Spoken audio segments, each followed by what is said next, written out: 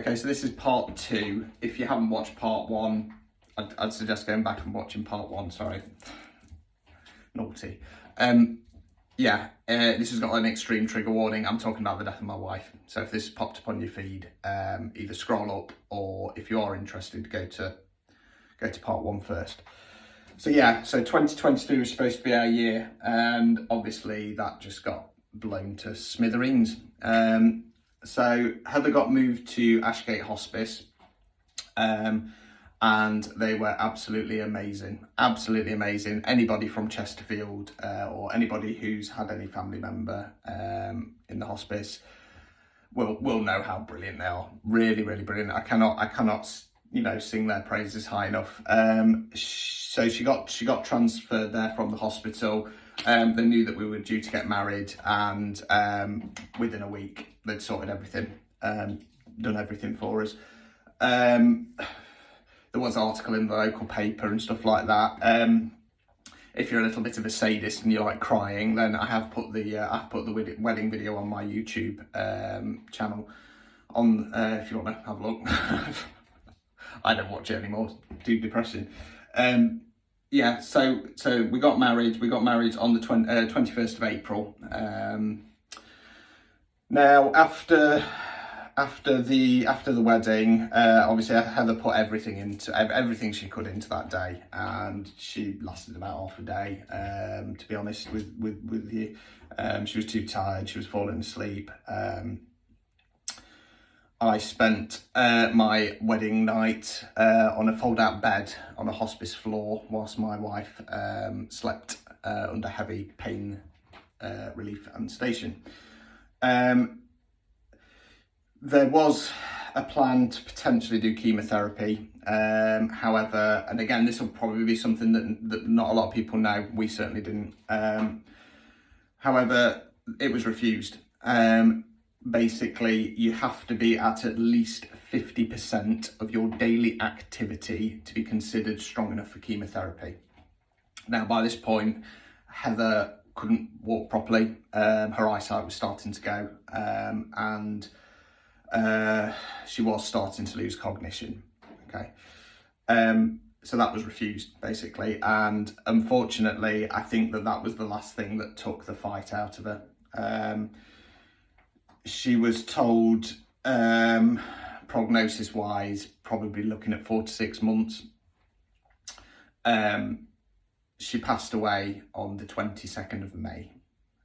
So I had a month married to my wife.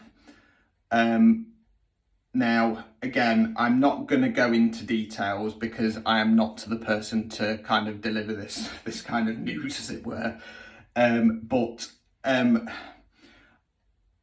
I probably quite naively had this idea that when somebody got terminal cancer, and this probably does happen in some cases, don't get me wrong, but when somebody gets terminal cancer, it would be a case of just kind of getting weaker and weaker and weaker and then slowly drifting off. It's not. It really, really is not. Okay. Now, when you're in the thick of it, and the kind of medical staff are saying, "Do you have any questions?" Obviously, you don't want to be like, "Well, what's going to happen here then?" It's not the right time. Your mind's not there for a start. They obviously can't say, "Right, we're going to sit you down and tell you all the horrors of what's going to happen." That's not fair. The information is there online. Okay, so if you go to places like Cancer Research, you can read about it. Okay, now again, at the time, your mind isn't there. Your mind isn't focused on that. Your mind is focused on your loved one who is dying. So what I would probably say is either if you've got some kind of medical interest, or you do have concerns about somebody and you want to prepare yourself, look it up online, because they, in a lot of cases, people do not just slowly slip away. They don't.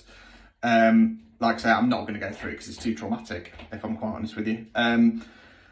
So she passed away on the 22nd of May. Now, I'm not going to go into details. However, my wife, was the most secretive person in the world. and she really, really was. Now, she actually hid quite a lot of stuff from me, and I found out a lot of stuff pretty much the day after she'd passed away.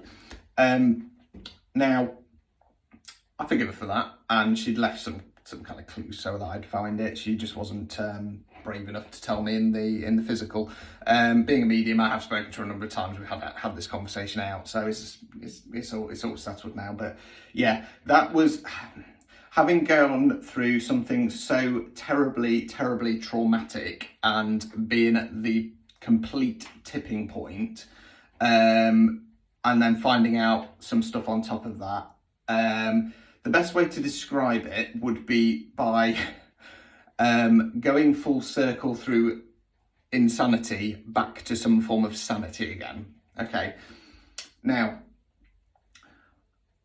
yeah, why am I saying all this? Because when Heather was ill, every day I went to see her at that hospice, a piece of my heart, my soul got ripped open. Okay. And it got worse day after day. You know, she was a soulmate, and she took part of my soul with her.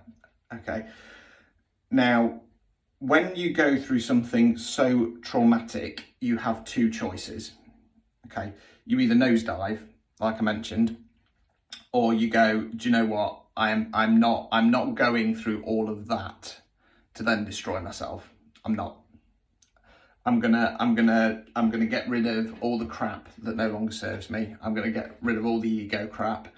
I'm gonna focus on myself. I'm gonna heal myself, and then I'm gonna do the best damn job I can do to help other people. And my way of helping other people is through my readings. Okay, that is my calling. That is what I'm supposed to be doing. That is my divine purpose, if you want to call it that. So I lost the plot a little bit now. Yeah, so when all that happened, and when I did that kind of, it was like an automatic purge, if I'm honest with you. The best way I can describe it is that at my soul level, at my core, that remains the same. Okay, I'm still filled with love. I still want to help people. I'm still a kind person. But that outer shell that I was carrying around, so the ego stuff, the stress, the anxiety, the fears, they're dead. They are dead. Okay, and this is why I said on one of my other videos a while ago that the Richard that you know, if you knew me before, the Richard that you know, he no longer exists, and he doesn't. Now, if you do watch the wedding video, when we're doing the hand fasting and I'm doing my my vows, I do say in there that nobody will ever know the real Richard again. Okay, now at the time I was expecting it to be a case of, well, I'll probably never meet anybody again, and if I do, they're probably never going to get the best of me, if I'm honest with you. Now, since this has happened, that still stands in regard to people not knowing that Richard, because he is dead. Okay, that Richard is dead. That Richard died with Heather. This Richard is a very different person. Okay, now whether it upsets people or not, again, I've changed. I don't care. I will find love again, and I will find somebody who is a soulmate or divine counterpart, something along those lines, and I will. Because I don't, you know, I'm 41. I don't want to be on my own for the rest of my life, and I don't. Not ready yet, but I will get there. They will get the best of me, but it will be the new Richard. So I just want to be clear on that. I'm going to stop there. I'm going to go to part 3, I'm afraid. Sorry.